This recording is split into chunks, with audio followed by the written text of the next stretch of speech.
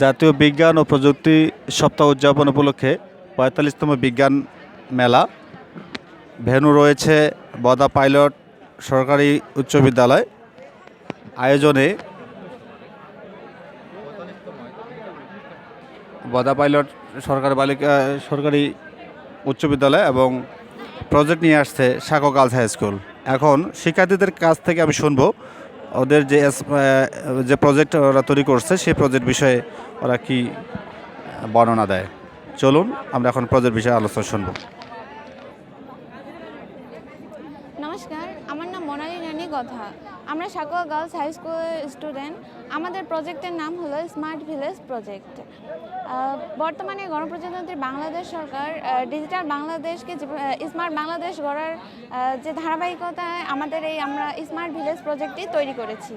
প্রথমেই আমাদের ভিলেজে প্রবেশের জন্য একটি দৃষ্টিনন্দন গেট রয়েছে। গেটে লিখানো প্রথমে আমাদের ভিলেজে প্রবেশের জন্য একটি দৃষ্টিনন্দন গেট রয়েছে। তারপরে আমাদের ভিলেজের রাস্তাঘাটও উন্নত মানের রয়েছে এবং পরিবেশ দূষণমুক্ত থেকে রক্ষার জন্য আমাদের রাস্তার চারপাশে গাছও লাগানো হয়েছে।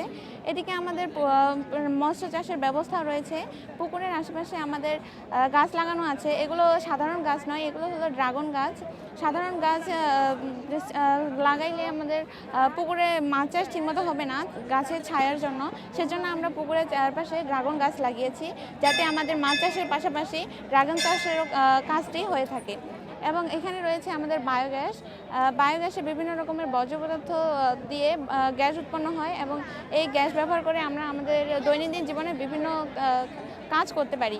এবং আমাদের ভিলেজে প্রবেশের শুরুতেই রয়েছে জরুরি সেবার জন্য 999 কল দিলে আমাদের জরুরি সেবা, যে কোনো ধরনের সেবা আমরা পেতে পারি। আমাদের ইন্টারনেট ব্যবস্থার জন্য রয়েছে টাওয়ার থেকে আমরা নেট ব্যবহার করে আমরা সকল নেট প্রবলেম থেকে মুক্ত থাকতে পারি। এরপর আমাদের এখানে একটি রয়েছে উন্নত মানের গ্রাম্যবাড়ি। এখানে সকল ধরনের সুযোগ সুবিধা রয়েছে। এই গ্রামের বাড়িটিতে বিদ্যুতের পাশাপাশি সোলার প্যানেলের ব্যবস্থা রয়েছে এবং আমাদের রাস্তার পাশে ডাস্টবিনেরও ব্যবস্থা রয়েছে, যেখানে ময়লা আবর্জনা ফেলানো যাবে এবং আমাদের পরিবেশটি সুশৃঙ্খলভাবে থাকবে। এবং আমাদের বাড়ির পাশে রয়েছে চাষের জন্য ক্ষেত এবং আমাদের রাস্তার সাইডে সাইনবোর্ড, বিভিন্ন ধরনের সেবার জন্য সাইনবোর্ডও দেওয়া হয়েছে। এখানে আমাদের ডিজিটাল শিশু সহায়তার জন্য 1098 কল করলে আমরা যে কোনো ধরনের শিশু সহায়তা সম্পর্কে সেবা পেতে পারি। এবং এখানে আমাদের রয়েছে ডিজিটাল স্বাস্থ্য সেবার জন্য একটি সাইনবোর্ড।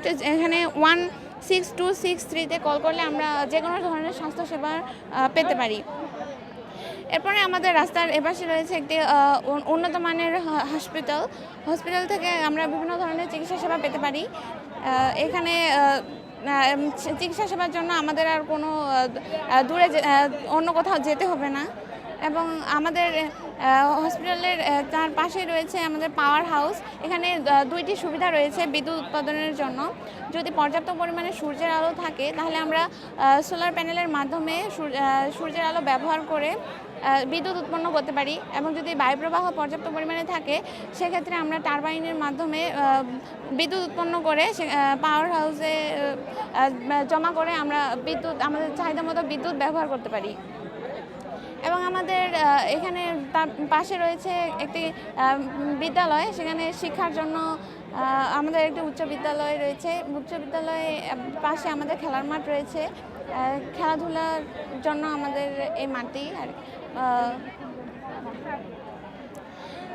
এইটাই আমাদের প্রজেক্ট। ধন্যবাদ।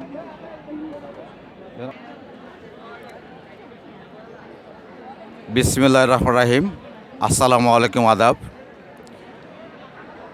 গণপ্রজাতন্ত্রী বাংলাদেশ সরকার কর্তৃক আয়োজিত বদা উপজেলা মাধ্যমিক শিক্ষা অফিস এবং উপজেলা নির্বাহী অফিসার কর্তৃক আয়োজিত আমাদের বদা পাইলট সরকারি হাই স্কুল অ্যান্ড কলেজ বিদ্যালয় মাঠ প্রাঙ্গণে আমাদের এই ৪৫তম বিজ্ঞান প্রযুক্তি মেলা আয়োজন করা হয়েছে 2 দিনব্যাপী।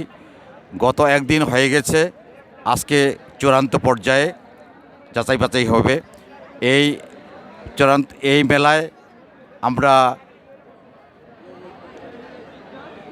কয়টা স্কুল আসছি, 25টি স্কুল আমরা এখানে আসছি। এই 25টি স্কুলের মধ্যে প্রথম, দ্বিতীয় এবং তৃতীয় স্থান নির্বাচন করবে ঊর্ধ্বতন কর্তৃপক্ষরা। আমরা প্রতি বছরেই এই বিজ্ঞান প্রযুক্তি মেলায় আমরা চিঠি পেয়ে থাকি এবং আমাদেরকে ডাকে। সেজন্য আমি মাধ্যমিক শিক্ষা অফিসকে এবং উপজেলা নির্বাহী অফিসারকে আমি কৃতজ্ঞতা এবং ধন্যবাদ জানাচ্ছি যে আমরা প্রতি বছরেই এই বিজ্ঞান প্রযুক্তি মেলায় এসে আমরা প্রথম স্থান অথবা দ্বিতীয় স্থান ও তৃতীয় স্থান অধিকার করে আমরা আসছি বিগত দীর্ঘদিন ধরে।